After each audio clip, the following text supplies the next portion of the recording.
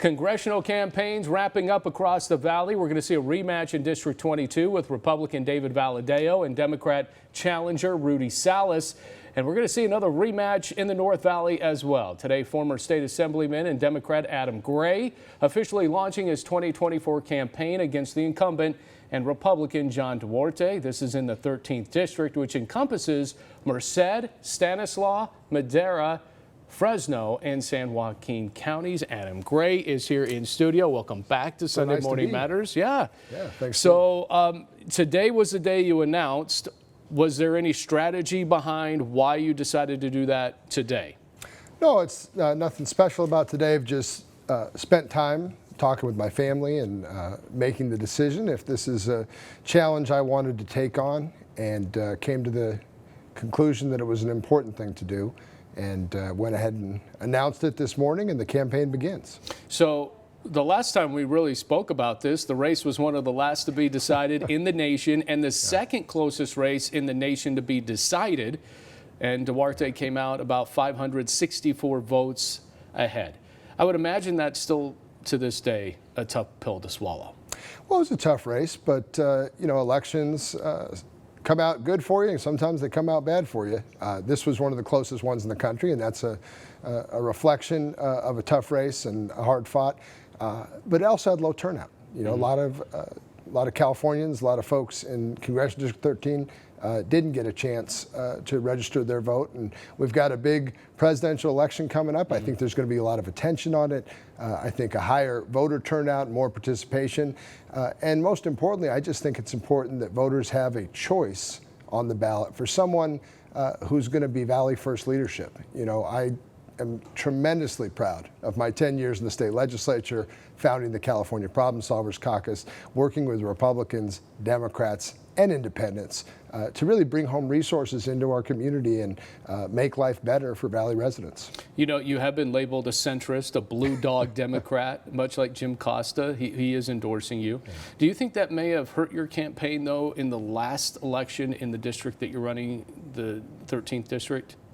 Well, I think you asked me that question, you know, on the heels of that last election, and I answered it this way: whether it hurt my campaign or whether it helped, it's the right thing to do. You know, people need leadership. We're all Americans. We're all in this together. We all want good schools, good roads, safe communities. Labels and party politics are really the problem in Washington, D.C. I think it's important to put people in office who are going to put the community first. You know, we all have a party preference. Some of us are Democrats, like myself. Some of us are Republicans, and some people choose to not join either party. But we need folks that are going to look at the issues, build coalitions, Republicans and Democrats together. I mean, that's why I started the Problem Solvers Caucus in the California legislature. There's a lot you can get done when you sit down with folks from across the aisle and you don't follow the party bosses. Valadao and Salas, the most expensive race in the country last time out, and I'm wondering from you, as this race could sway power in the House, and you're very much aware of that, how much are you willing to spend here?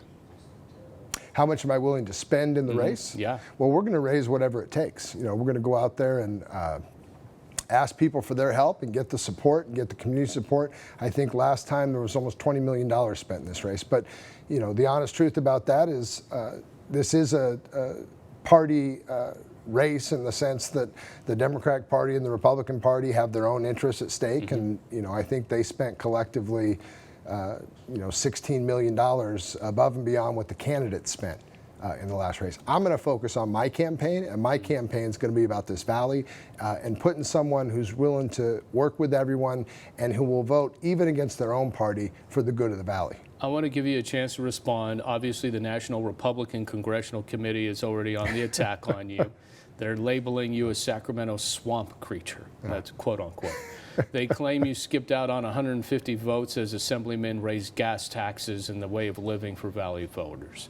What's your response to all the political attacks? Day one. Well, it sounds like I'm doing something right if the political party and the political bosses are already on the attack. They're the problem. If we want drain the swamp in Washington, D.C. It's these partisan hacks that think they should elect people who will go there and follow the party leaders lockstep every vote. That's not what they're going to get with me. I'm willing to work with either party depending on the issue. I am a Democrat. I've got values that align with many of the Democratic Party values.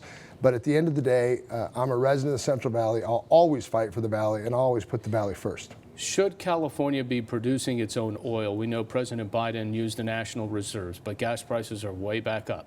And the oil-rich backyard of Bakersfield.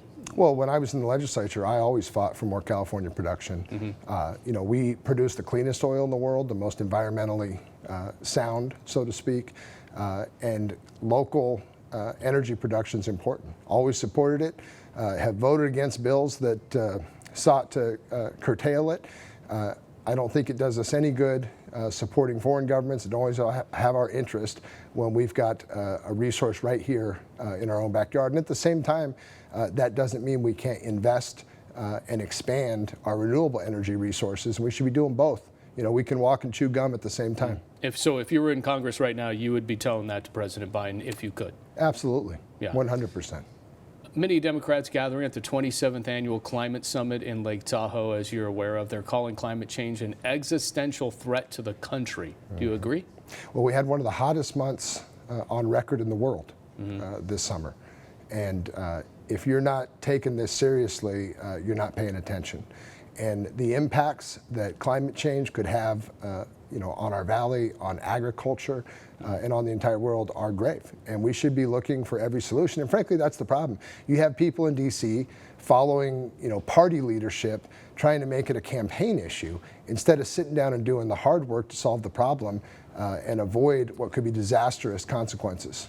The Reedley Lab, that's been a story that has just really taken over nationally now. I'm sure you're following it a little bit. I know it's not in your district, and even if you become a congressman, that's not in your district. But as candidate for Congress, I'm wondering from you, do you think it was right for the state health department and the FBI to keep it quiet and not make the public aware of when this was happening?